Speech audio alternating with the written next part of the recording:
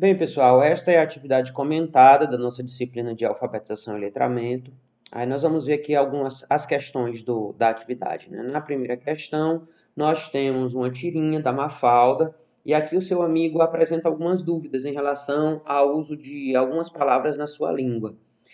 Por que aprender essas palavras se nós não utilizamos essas palavras na nossa língua? É uma reflexão bem cabível ao espaço de sala de aula, né? Se a gente entender o espaço como um todo. Que didática eu estou utilizando para esse ambiente de sala de aula no meu processo de alfabetização e letramento? Esse processo é importante para o aprender a ler e a escrever dentro da dimensão global de entendimento, dentro da perspectiva de integralidade do sujeito. Muitas vezes um processo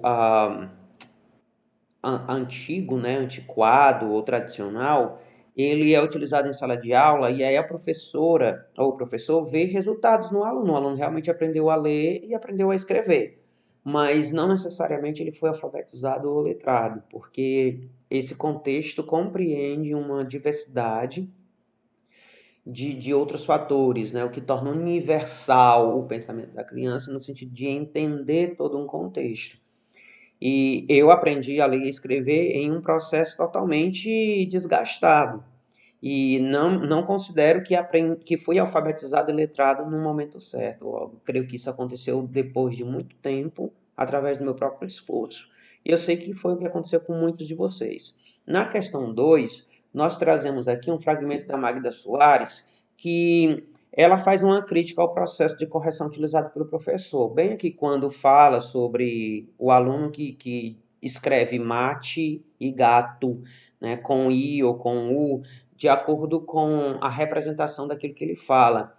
E o que está errado aí? Está errado a correção do professor artificial. Ele não pega esse aluno para sentar e mostrar para o aluno que nem sempre aquilo que a gente fala é representado exatamente pelo que nós ouvimos, né? Quando se vai escrever que o O ao final da palavra gato tem som de U e não de O. Então, a criança precisa entender esse processo, e é um processo muito complexo. Então, seria interessante sentar, esclarecer, mostrar as representações para que a criança possa, da próxima vez, escrever de acordo com o que se pede. Na questão 3, nós vamos ter algumas afirmativas sobre metacognição. Se você entendeu metacognição, você vai compreender também que todos esses pontos são corretos. A metacognição envolve processos de percepção, organização dos próprios processos cognitivos, vai envolver a ideia do aprender a aprender, o pensar sobre o pensar, conhecer o conhecimento, né, que está sendo agregado a partir de diversos pontos e refletir sobre suas ações.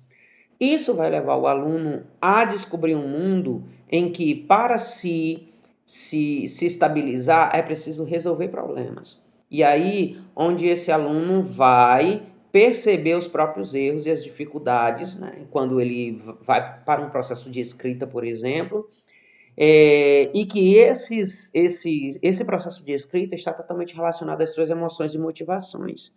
Vai ser um aluno que constantemente estará se autoavaliando. E o professor precisa estar atento também. Ele precisa observar esse cenário também numa perspectiva metacognitiva. A questão 4 traz uma imagem pedindo para você discernir se ela representa o significante e o significado ou os dois.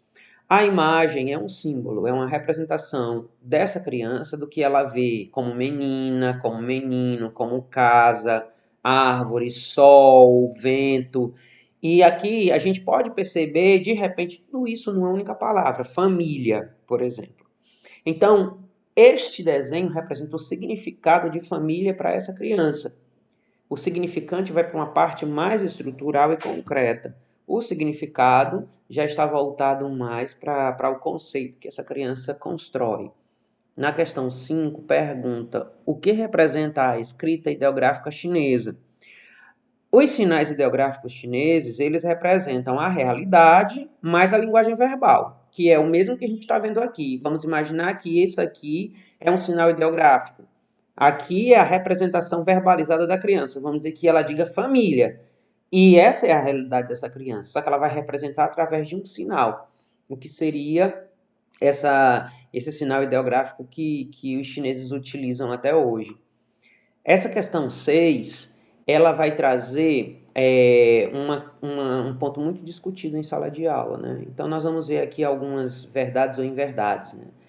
Essas crianças levam o processo de escrita muito a sério, estão imitando a escrita dos adultos alfabetizados. Claro que não, né? A criança aqui está representando a palavra gato de acordo com seus conhecimentos. Depois foi que um adulto escreveu o que cada uma das palavras representam aqui. A criança começa a se apropriar da escrita somente na escola. Outra grande mentira, porque ela pode se apropriar da escrita fora da escola. E muitas vezes se apropria mais rápido e facilmente fora da escola do que dentro. Esse processo de apropriação da linguagem escrita possui uma forma impositiva, não porque a criança realmente escreveu o que ela entende, né? Ela está representando a palavra gato aqui, não foi uma imposição do professor. Por exemplo, cubra as letras ou repita a palavra gato, que aí seria uma coisa mais impositiva.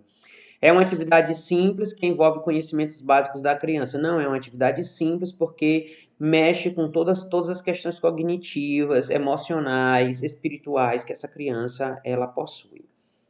Aqui está repetindo, seria a questão 7, né? Mas eu vou falar a questão 6 porque está escrito aqui assim. Nós trazemos aqui um pensamento sobre o que é alfabetizar. E como pode ser considerado um ambiente alfabetizador? De acordo com o pensamento que está pedindo, de acordo com o texto. Não é o que você entende sobre isso, mas o que o texto está dizendo. E aqui está uma informação bem explícita, né?